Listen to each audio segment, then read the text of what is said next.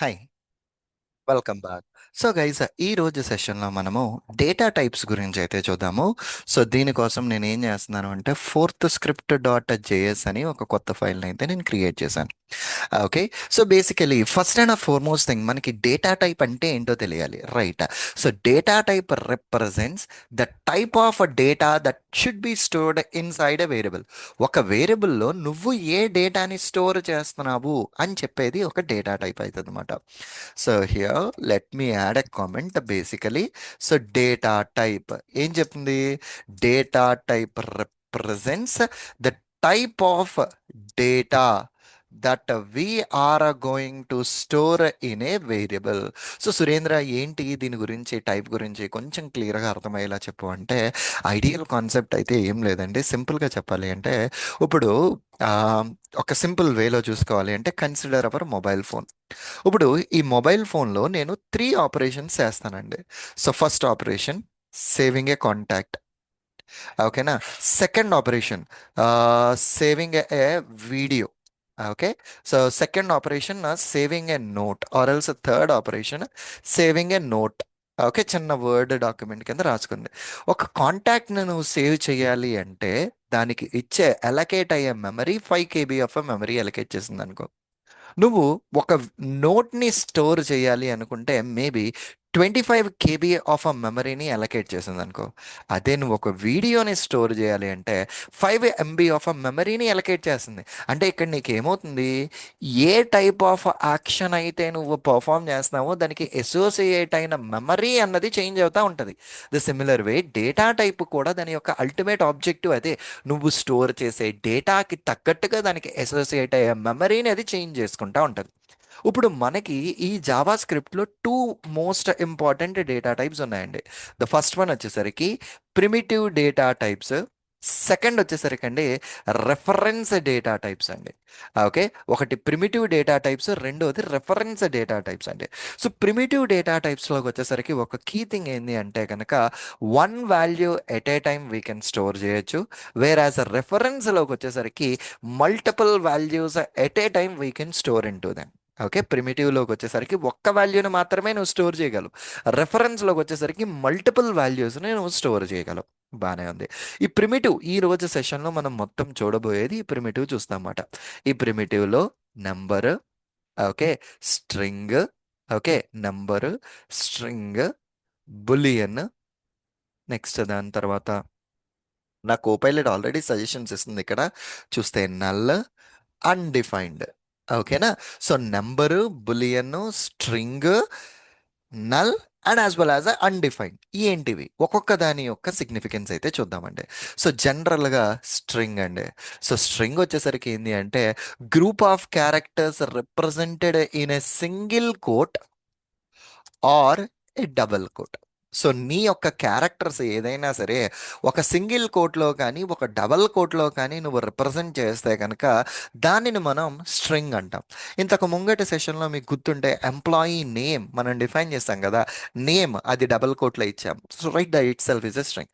యూజువల్గా అండి మన బెస్ట్ ప్రాక్టీసెస్లో మన ఈ స్ట్రింగ్స్ని ఎప్పుడూ కూడా డబల్ కోట్లో అయితే డిఫైన్ చేస్తాము. And as per the practice, right? So Surendra either సింగిల్లో ఉండాలి లేదా డబల్లో ఉండాలి, కానీ ఒకటి సింగిల్ ఒకటి డబల్ ఇలా ఉండడం అనేది కరెక్ట్ కాదు. ఐడియల్గా రియల్ వరల్డ్లో మనం చేసేటప్పుడు మ్యాక్సిమం ప్రతి దాన్ని కూడా we will be defining it in a double quotes itself. Okay, we will be defining inside double quotes. And next data type వచ్చేసరికి ఏంటండి? నెంబర్ అండి.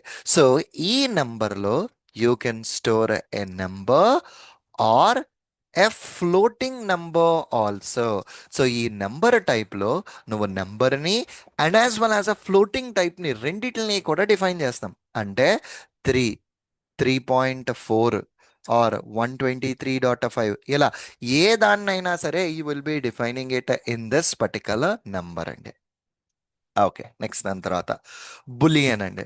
సో బులియన్ ఎప్పుడూ కూడా మనకి ట్రూ కానీ లేదా ఫాల్స్ కానీ అందులోకి యాక్సెప్ట్ చేస్తుందండి. ఓకే. బులియన్ ఎప్పుడూ కూడా మీకు యాక్సెప్ట్ చేసేది ఐదర్ ట్రూ కానీ లేదా ఫాల్స్ కానీ మనకు అందులో తీసుకుంటుంది. నెక్స్ట్ నల్ అండి. సో నల్లే చెప్తుంది అంటే నల్ వాల్యూ, అందులోకి ఏ వాల్యూ లేదు, అది ఎంటీ కింద అని. నెక్స్ట్ దాని తర్వాత అన్డిఫైన్డ్ అండి.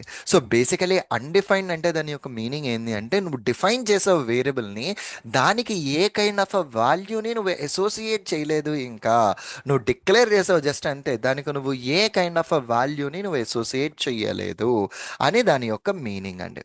Okay, that itself is the meaning of this particular chunk. Okay, good. So ఇప్పుడు దీనికోసము let us see a simple example for that. So here మనము ఇక్కడ ఏం చేస్తున్నాం అంటే, so let EMP name is equal to double కోట్స్లో సురేంద్ర జగన్నాథం అయిపోయింది. So ఇక్కడ console dot log EMP name, so ఇది ఎంప్లాయీ యొక్క నేమ్. అండ్ మోర్ ఓవర్ ఇక్కడ ఏంది అంటేనండి సెమీ కాలన్ ఎండింగ్లో పెట్టడం అన్నది మ్యాండేటరీ అయితే కాదు, but as part of the best practices you will be adding down that particular semi colon అండి. ఓకేనా? సో మనం ఆ సెమీ కాలన్ని యాడ్ చేయడం అన్నది మన యొక్క బెస్ట్ ప్రాక్టీసెస్ కింద మనం దాన్ని కన్సిడర్ చేసుకుందాం. Okay, good. సో ఇది అయిపోయింది. ఈఎంపీ నేమ్ డిఫైన్ చేసేసాం. లెట్ ఇప్పుడు నేమ్ అయిపోయిన తర్వాత ఏంటి, ఈఎంపీ ఐడి. ఐడి ఎప్పుడు ఉత్తి నెంబర్లే ఉంటాయి. సో కన్సోల్ డాట్ లాగ్ ఏంటిది, ఈఎంపీ ఐడి లాగ్లో ప్రింట్ చేసాం. దాని తర్వాత let EMP salary is equal to, salary ఎప్పుడు కూడా డెసిమల్ వాల్యూస్లో ఉంటుంది కాబట్టి నేను ఇక్కడ డెసిమల్ వాల్యూస్లో ఈఎంపీ శాలరీని డిఫైన్ చేసేసాను. సో ఇప్పుడు మీకు ఇక్కడ ఏమైంది, ఈ వేరియబుల్స్ని డిఫైన్ చేసుకున్నావు and you have also defined that particular salary. బాగానే ఉన్నది. అండ్ ఇన్ జనరల్గా ఎనీ ప్రోగ్రామింగ్ లాంగ్వేజ్లో మీకు number divided by zero infinite వస్తుంది కదా. So here let number check is equal to 100 divided by zero console dot log number check అని నేను పెట్టినానండి. అండ్ అట్లానే let, okay, let number check 2 is equal to negative నెంబర్ని కూడా నువ్వు divided by జీరోతో చేస్తే నీకు ఏమవుతుందో కూడా మనం చెక్ చేసుకుందాం. Okay, so console dot log number check 2ని డిఫైన్ చేసాం. ఓకే, బాగానే ఉన్నది. ఈ రెండు అయిన తర్వాత ఇంకొకటి ఏంటి అంటే let number check 3 is equal to, double కోట్లో నేను పెడుతున్నాను అంటే అది ఒక string. String divided by zero చేస్తే ఏమవుతుందో కూడా మనం చెక్ చేద్దాం. సో ఐడియల్గా, so that's fine right. So why can't we check it basically అన్న పర్స్పెక్టివ్లో. So we have a checked these things. Okay, ఒక నెంబర్ని నువ్వు ఎట్లా డిఫైన్ చేస్తే నీకు ఎట్లా వచ్చింది. అండ్ ఇవన్నీ అయిన తర్వాత లెట్ ఇప్పుడు ఈఎంపీ జాయిన్డ్, ఓకేనా, జాయిన్ అయ్యాడా. ఓకే, ఇది ట్రూ ఆర్ ఫాల్స్, జాయిన్ అయ్యాడు ఎంప్లాయీ అన్న పర్సన్ మన కంపెనీలో జాయిన్ అయ్యాడు.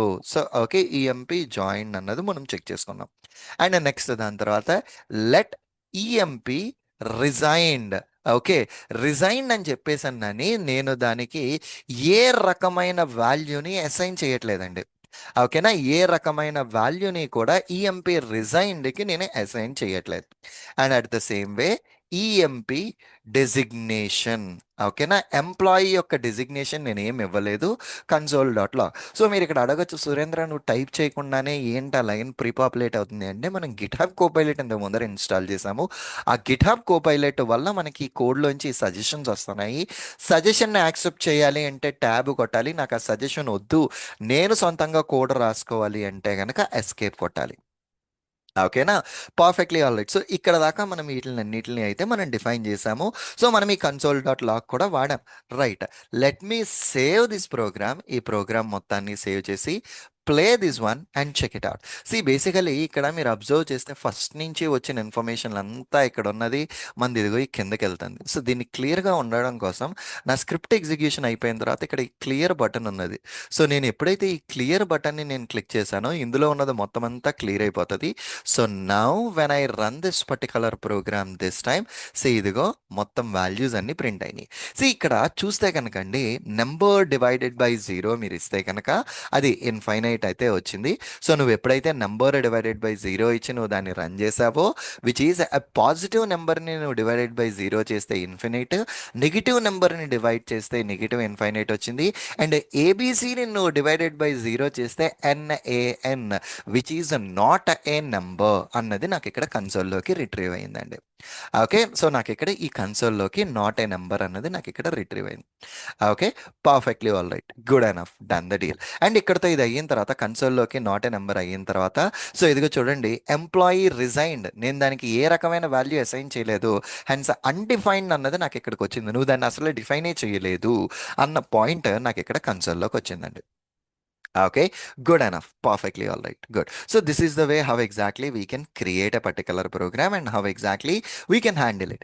And వీటితో పాటు ఇంకోటి ఏం చేయొచ్చు అంటేనండి, ఇక్కడ we have an another option. So ఇదంతా ప్రింట్ చేశాను నేను. ప్రింట్ అయిన తర్వాత ఇక్కడ కన్సోల్ డాట్ లాగ్, ఇక్కడ మనకి టైప్ ఆఫ్ అని ఒకటి ఉందండి. సో జనరల్గా ఈ టైప్ ఆఫ్ అన్నది ఒక వేరియబుల్ నేమ్ మీద మనం పెట్టచ్చు. ఈఎంపీ నేమ్ యొక్క టైప్ ఏంటి, సో నువ్వు ఇక్కడ ఎక్కడ డిఫైన్ చేయలేదు కదా, టైప్ ఆఫ్ ఈఎంపీ నేమ్ అని పెట్టాను. ఇమీడియట్లీ నా కోపైలట్ కింద లైన్లో ఈఎంపీ ఐడికి టైప్ ఏంటి, ఈఎంపీ శాలరీకి టైప్ ఏంటి అని సజెషన్ ఇచ్చింది. జస్ట్ నేను నా కీబోర్డ్లో ట్యాబ్ ప్రెస్ చేశాను, ఆ సజెషన్ వచ్చింది. సో నెక్స్ట్ ఎస్కేప్ కొట్టా, ఈ మూడిటిని నేను పెట్టుకున్నా. ఇప్పుడు నా ప్రోగ్రామ్ని కనుక నేను రన్ చేస్తే, when you check it in the console, type of EMP name string, ID కానీ శాలరీ కానీ నెంబర్ అని ప్రింట్ చేసింది అనమాట. సో టైప్ ఆఫ్ అని యూస్ చేసుకుని ఆ వేరియబుల్ యొక్క డేటా టైప్ ఏంటి అన్నది కూడా మనం క్రాస్ చెక్ చేసుకోవచ్చు. So this is the way how exactly we can create this data types అండి. ఓకే, ఇవన్నీ కూడా ప్రిమిటివ్ డేటా టైప్స్. నెక్స్ట్ సెషన్లో we will continue with a further example. Okay, thank you very much. See you again in the next lecture. Thank you. Bye.